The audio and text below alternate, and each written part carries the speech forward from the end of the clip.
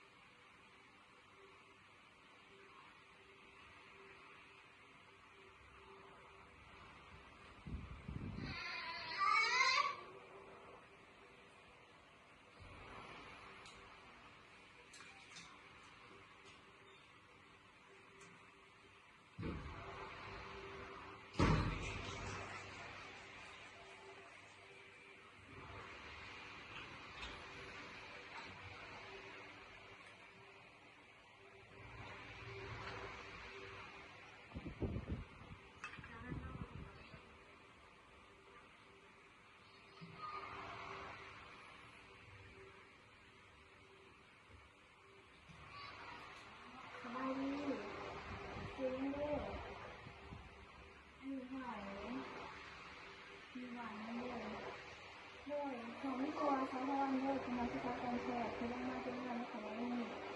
ต้องมาเผาหนามให้เอื่อยเพื่อทดแทนหนามที่ทางกายที่เสียไป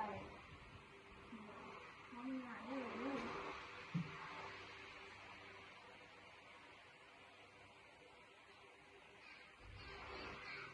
เนื่องจากเข้าโมมือยางกัดเข้าไปใส่ข้างใน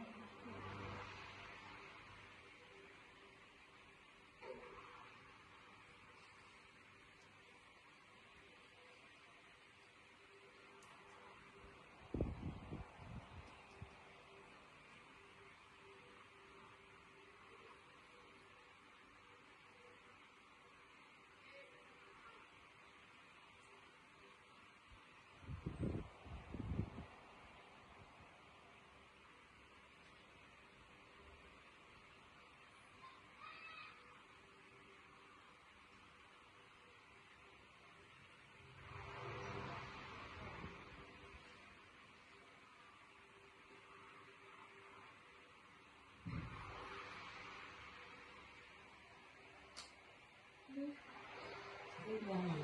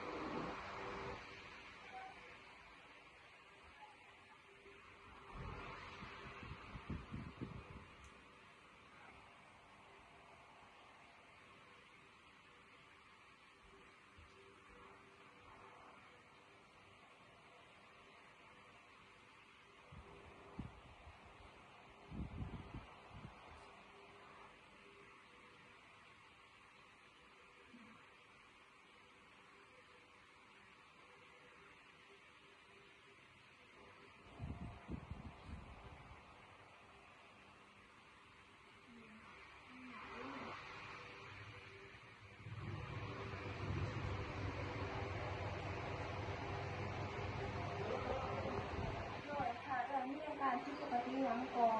ที่เอื่นแผลไหลเด้อโอ้ใช่จากนั้นก็จะมากินหมูกรอบ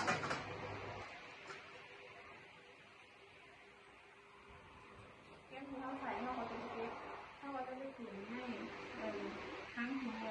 ที่เป็นประเภทของประเภท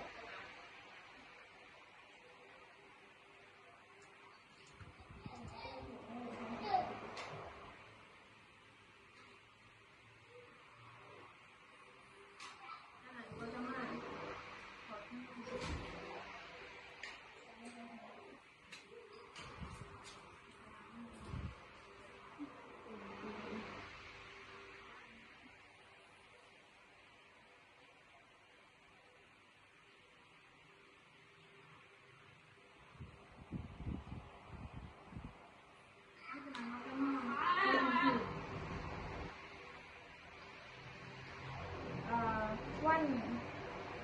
ที่เขาใส่หนามแมนวันที่16 เดือน6 2016ขอหนามในเวลา15 โมงขึ้นหานาทีในช่องน้ำไทยน้ำละคนแก้วให้พูนอายุ9 ปีน้ำที่ทรงแมนน้ำ NS 500 ml ให้มื้อภายในทุกชั่วโมงใน27 หยดต่อนาทีน้ำจะหมด21 โมงต้องหานาทีคนเจ็บมีอาการปกติดีโดย